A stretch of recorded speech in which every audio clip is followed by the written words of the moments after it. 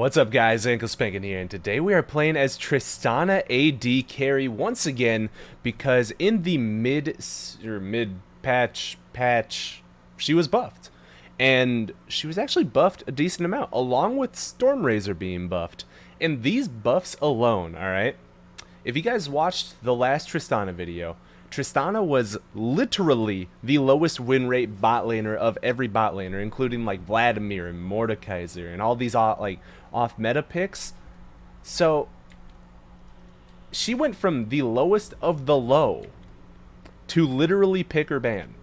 She is so strong right now, and it's all because of these buffs to her Q and her E and the change to Stormrazor. So the Q was buffed to now give 50% attack speed at level 1. That's absurd. That's so much attack speed. And then they also made it so your E costs less mana and has a higher AD ratio as you level it up. So combine that with the fact that they changed... Ooh, that's a minion miss. But they changed Stormrazor to now have a different build path. It builds out 2 daggers now instead of 1, making it more build friendly. And they also made it so you get the maximum crit damage on it. It goes, like, if you guys don't know, Stormrazor's automatic crit scales the crit damage with your crit chance. So if you have 0% crit chance, you'll have your crit from Stormrazor do 160% damage. But after you've built some crit chance, that scales up to 200%. So that was nerfed from needing 60% crit chance to get the 200% crit to 30% crit chance to gain 200% damage. So you just get Stormrazor, a Zeal item, and you are doing full damage on your crits. Now, Tristana specifically gains from all of these changes for a couple different reasons, though. And I'm choosing to talk about this all right now because as far as laning right now, it's not going to be an exciting lane. We just need to chill back, avoid Zyra's CC, and get the minions, because Zyra's just going to poke us a lot. So, whoa, can we jump on this? Yes, I can. Boom. Boom. Give me that. Come here, sucker. Oh, that's going to be that. Good binding, dude. So, knowing that we can just jump on that, no problem. Glad she flash ignited there. Really makes it easy for us to pick up more. I'm going to throw my bomb on this minion, since I actually am running the teleport and she's not. I want to push this as hard as I can, and I'll continue explaining. Ooh, shit. Am I dead? Fuck. I didn't even think about Lee Sin. That's my fault. I should have warded if I'm going to be up that far. Completely my fault. So, my bad. My bad. We'll grab this, sell this, grab one of these, grab one of those, and teleport back. Teleporting to the lane here, because if Lee Sin's still around bottom, and I teleport to the minions, I'm just going to get jumped, and it's not going to be pretty. But as I was saying with Stormrazor, if you guys don't know this, Stormrazor works off of giving you the free crit after you haven't attacked for a certain period of time, which also scales down with more attack speed. And that attack speed, scaling it down, works with your Q's attack speed bonus as well. So whenever you pop your Q, you have to wait less time between each of your auto attacks critting for free. And all that good stuff. Now, I know this is a lot of information to process about just one item, but bear with me, it is important. So let's go ahead and pop that, and boom, boom. I'm gonna get on out of here before I take too much more damage. But the reason that's important, though, is because what you do on Tristana is you have the Stormrazor, right? You E auto someone, get the crit, pop your Q, and while you're in the air traveling to them, after you have a bit of attack speed, that's actually enough time while you're just in midair to refresh your Stormrazor's buff, and you land on them, get another crit, the increase in the AD bonus of the E, it all adds up. Like, I don't know what happened to my voice there, but it all adds up, and it's awesome. So if he landed that, I was gonna go in there like a rampaging spider monkey. But it all really adds up very quickly, and combine that with the fact that Tristana is still Tristana. She'll always be that crazy late game powerhouse champion that everyone knows her for, and you got yourself a champion. Now, as far as builds, since we still don't need to worry about too much in this lane yet, So let's see. Boop, boop. I can actually just kill her here. So one more. Yep. She stepped just a bit too close, didn't she, sweetheart? Land on her, get that slow. I could be in trouble, but Morgana coming in huge. Use that early power, and I've got a jump reset, so I'll just skedaddle on out of here. Good luck, Morgana. Ooh. Ooh. Wrecked. He has been officially wrecked by the Q Smite. Nice. So far, so good. This lane has been a lot bloodier, and we're taking advantage of these little opportunities where we get them.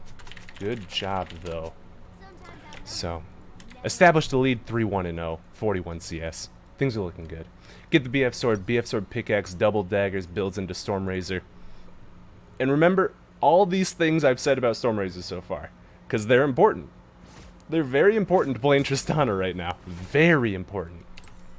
And after you get your level 6, and you get your Stormrazor, as you've been able to see, my burst damage is actually very, very powerful. I'm not completely sure if you guys have been watching, but my burst damage has been very real. So, take advantage of it. And if you're going to try Tristana, 100% recommend taking her into a couple normal games first. Please, for the love of everything and everyone you'll be playing with, play Tristana in a couple normals first. She is a champion that is hard to play if you're used to other AD carries. No joke, she is difficult because she is so fundamentally different from other AD carries. It takes some practice, it takes some getting used to the CSing, it takes getting used to learning how to actually manipulate waves like you would want to on other AD carries. It takes time to learn these things, so kaboom! 100% didn't need to use that ultimate there, but for dramatic effect, we will cannonball that plant back to the garden. And that is another kill for us, 4-1-0. My ping just launched up. And let's back off here, because that means Lee Sin is on the bottom side of the map since they just took the dragon. And I can actually afford my Stormrazor, so I'm going to do that. I am definitely going to do that. Ooh. Flash Darius. Rip, buddy.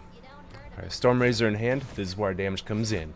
So, reading the item, if you haven't attacked in the last 1.91 seconds, gain Storm's Edge. Now look, I activate my Q, that goes down to 1.45. I shave half a second off of that just by turning on my Q. Now as you can see, your next basic attack critically strikes for 160% damage and grants 20% movement speed for 0.75 seconds. The 160% is the part that I was telling you goes up as you get your crit chance going. So that will go up to 200% after you get one full Zeal item and have 30% crit chance. So I actually don't want this to get into the tower, because Tristana has a very hard time CSing under her turret with the way her explosive charge works. It basically just wrecks all the minions around the ones you kill, so pretty obviously that makes pretty good sense as to why it would make it hard to CS under a tower when everything just loses health and ends up getting one shot by the tower itself. So take that as you will. In a lot of situations, the best choice for a Tristana is going to be to just be pushing it in, because you can force people to have a really hard time CSing under tower, and you have a really hard time CSing under tower.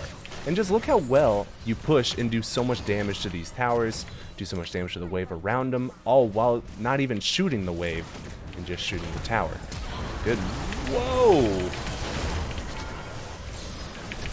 Just baited the fuck out of me. That stinks so much. I mean, it's still gonna work out really well because Graves just came in and destroyed him, but I didn't want to dive that until either Graves was actually there or we had the next minion wave there. Regardless, it still comes out pretty well for us. 1 for 2. It sucks that I died, but it's not the end of the world. They'll get this, so I'll just wait here a second, and I can probably, yeah. I'm just gonna wait here, grab these. Wait, they actually didn't get it. Neither of them got it. What the heck? Oh my gosh. Well, at this point now, I might as well just wait for the Berserker Greaves. Might as well. So let's grab these. And I'll teleport right here. Make sure we get this tower. Graves gets some more protection with me here as well. So, even if he doesn't actually need me to be the one hitting it, knowing that Lee Sin's in the area like this, holy Ravi.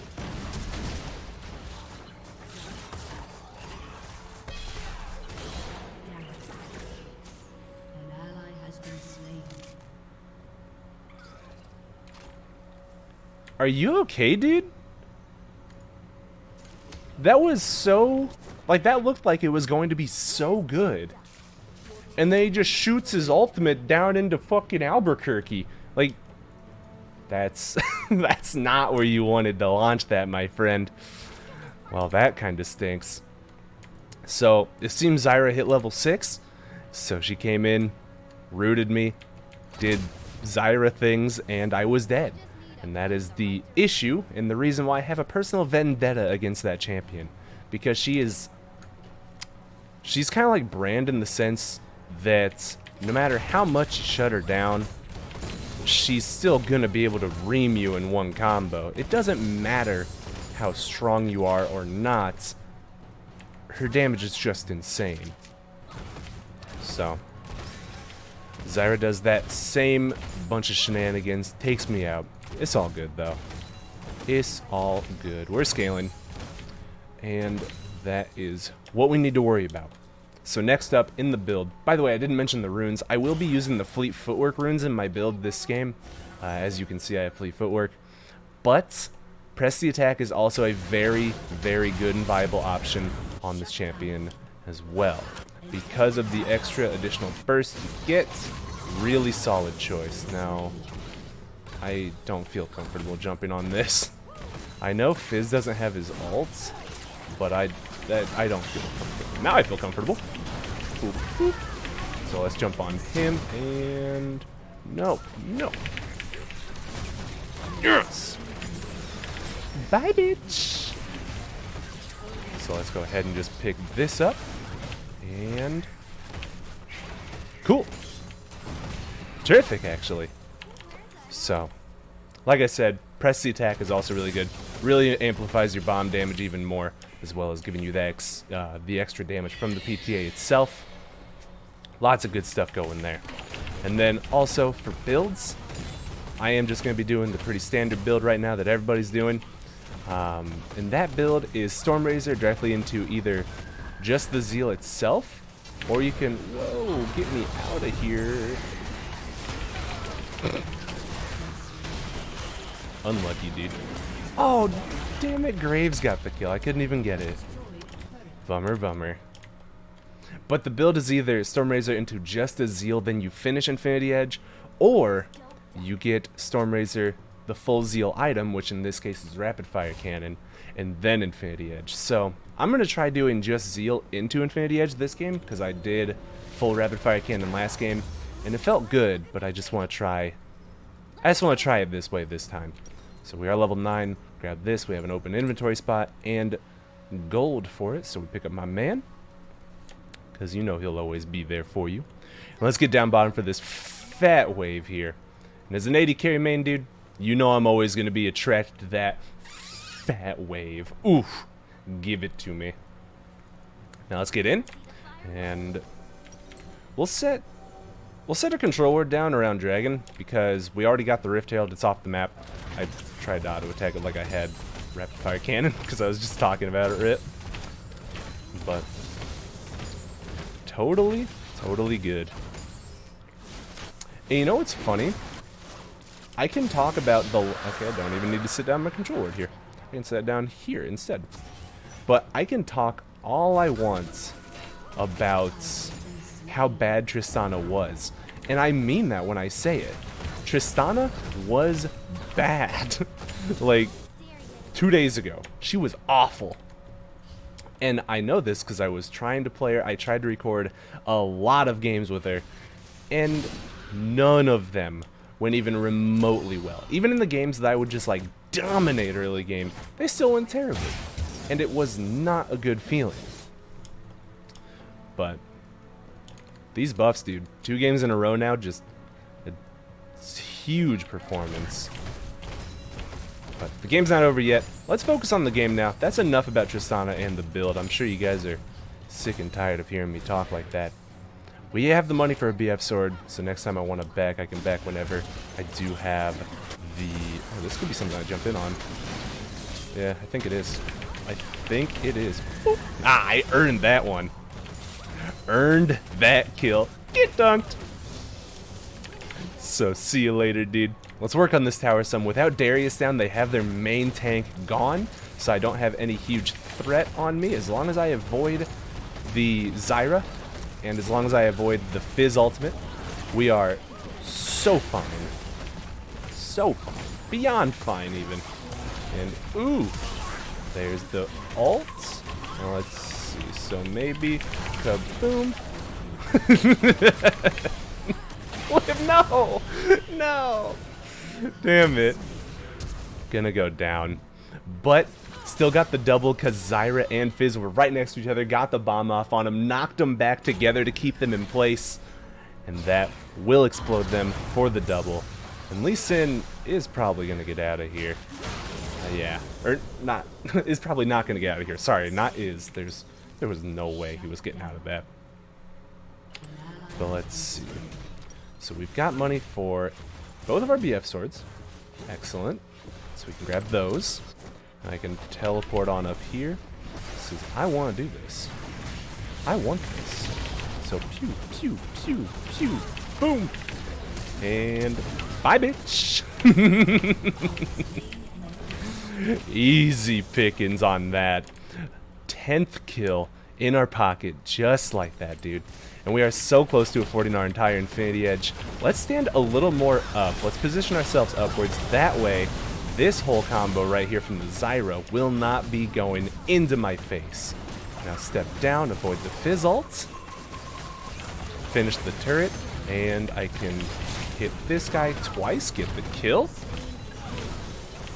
And who's up? So everybody except Fizz is up. I mean, the second I see someone, it's time to hightail it out of there. Wait. Oh, what am I doing? I waited way too long. I waited way too long. I should be dead right now. I should be dead right now. It's nothing short of a miracle that I'm not. So, instead of doing anything smart, we're just going to take this red buff because I'm greedy as hell. I think we should be safe to do it. Alright, this is greedy. I want my Infinity Edge, but I want this Darius kill as well. The Dunk Master is fixing to get dunked.